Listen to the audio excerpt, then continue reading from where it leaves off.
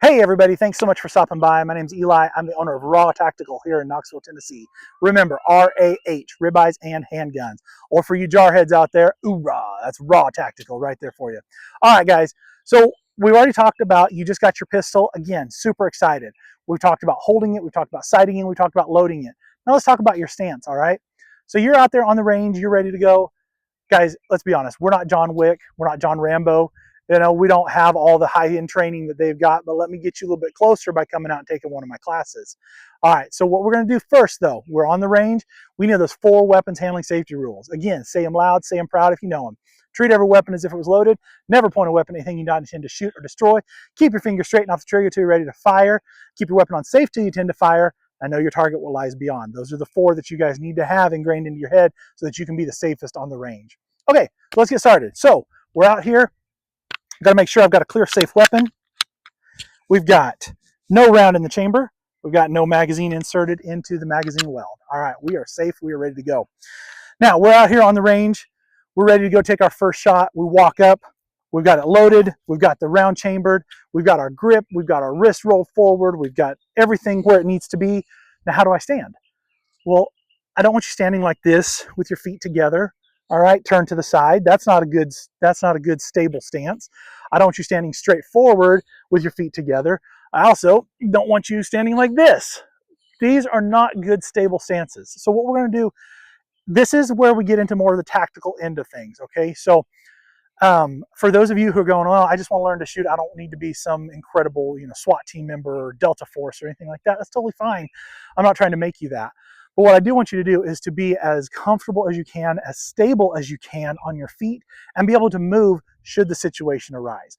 Because let's face it, pistols are made for defense in some way, shape, or form. Even if they are the speed guns that are out there on the range and you see the guys in speed competitions and things like that, what are they shooting? They're shooting in a way that is to prepare and to defend themselves or their families, okay?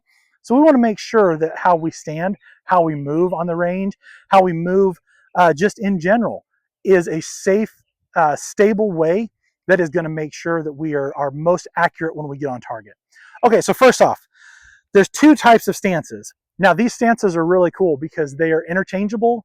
They are you can make them work with however you want. Okay, so the first stance is going to be the oldest stance. The FBI used this for over 40 years. They thought it was the best of the best. It's called the Weaver stance. Okay, so your Weaver stance, I'm a right-handed shooter, right? So my dominant side is the right side. So what I'm gonna do is I'm gonna take my left side. Obviously, if you're a left-handed shooter, you're gonna take your right side.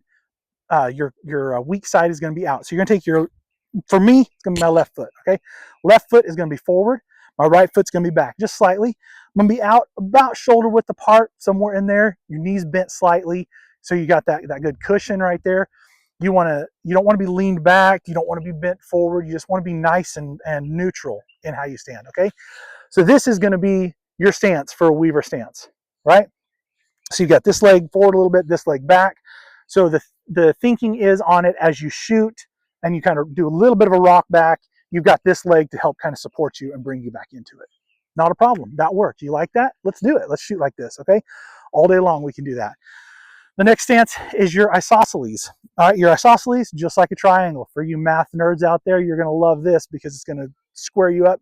You're going to be isosceles. So feet shoulder width apart, feet in line with each other, knees bent again. You're going to be slightly leaned over, not like this. You're not shooting this way. And again, you're not leaned back. You're just going to be slightly leaned forward a little bit. And then you're going to take it. You're just going to aim in. So this is it. This is your isosceles right here. I really like the isosceles personally. The isosceles gives you the option of moving in any direction. Okay. So let's say, for instance, that you are in your house and you go to shoot at night. All right. All right, and I personally like the isosceles. It allows you to move in any direction. So if you are a competition shooter, awesome. You know how that works. If you're at your house and you're having to defend yourself or anything like that, you want to be able to move in any direction. You don't want to be like this up against a doorpost and have to adjust your feet because those few seconds could be vital, okay? So what you're going to want to do, again, isosceles, your feet are shoulder width apart, toes are in line with each other, slight bend in the knees, nice neutral core up here through your stomach and everything. You're out. This way, if I wanted to, I can do this. I can move really quick that way. Or if I'm this, I can move this way just as quick and easy, okay? If I'm in the isosceles, or in the Weaver stance rather, I'm up like this. Well, this is going to add an extra fraction of a second. So I might need to do this number and turn out, or this number and turn out. It just adds that fraction of a second longer that I personally don't like. So now, let's say that you are in some kind of competition setting, okay, or a self-defense scenario. Guess what? You don't have to get in there and say, okay, all right, feet shoulder width apart, toes forward, knees bent up, and I'm ready to go. No, because you train like this. You make this part of who you are and make this part of your training. So when you come up and you come to do, again, let's use competition for an instance, okay? You're doing a competition setting. You come over here, you can do some form of an isosceles, right? I'm leaned out here, I'm shooting.